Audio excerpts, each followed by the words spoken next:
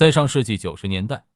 国产第一代导弹艇021型、024型在经过80年代的装备高峰之后，开始慢慢走向生涯末期。到1995年为止，两级导弹艇的装备数量已经各下降到50艘。面对大规模的老旧导弹艇的退役现状，虽然人民海军在90年代开始陆续服役了20艘037AG 型红星级和6艘037AI 型红箭级导弹艇，在性能上仍不能满足海军的制海作战需求，尤其是红星级，更像是一级带有浓厚应急色彩的加装反舰导弹的护卫巡逻艇。然而时代不相信眼泪，90年代祖国领土主权的完整一再受到美帝挑战，人民海军迫切需要一级能在近海打击对方水面舰艇编队的制海利器，这就是海上飞鲨22型导弹艇。从某种意义上来说，22型导弹艇才是真正的中国海军第二代导弹艇。短短数年，高达几十艘的服役数量也证明了海军对于22型性能的认可和迫切的需求。从艇体设计上来看，22型艇采用了新颖的高速双体穿浪体船型设计。双体穿浪船型最早由澳大利亚 AMD 公司提出，并于1983年建造了第一艘试验船，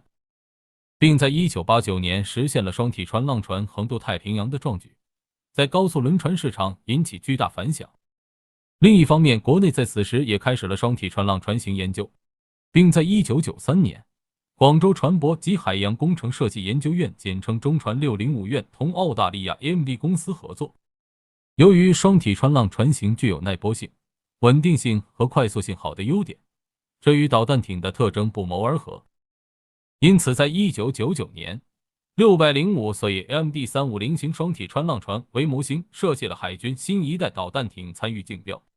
在2004年，中国军迷熟知的2208号导弹艇闪亮登场，给当年苦闷已久的海军军迷下了剂猛药。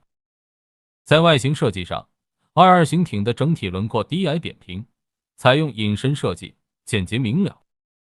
主桅杆也采用多面体设计，舷窗边缘锯齿化处理。同时，艇尾的反舰导弹发射装置藏于一体化的内置式弹舱。艇体采用高速穿浪双体造型设计，两侧是由2个受削的深 V 型船体，其中间一个主船体构成，并大量使用铝合金材料来减重。在红外隐身方面，22型艇将排烟口置于2个穿浪体之间的主船体下，排气与海水接触降低了排气温度。整体来看，22型艇的设计非常出色，具有极佳的隐身性。在动力装置上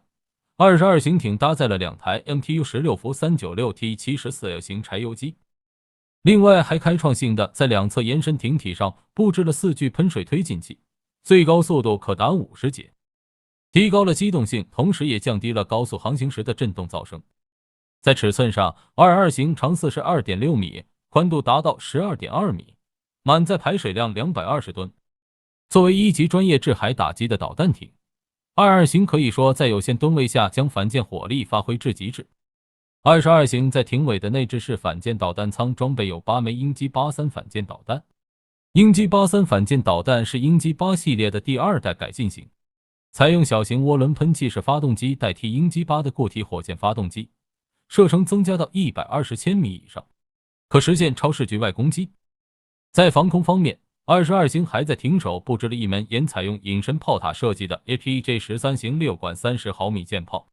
另外还在驾驶室前方2侧的甲板还个装有一具4联装 ARJC728 型干扰弹发射装置。在艇载电子设备上，22型在主桅杆顶部安装一具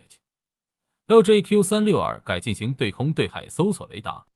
主要用于搜索海上和空中目标以及舰导弹的制导，最大探测距离100千米。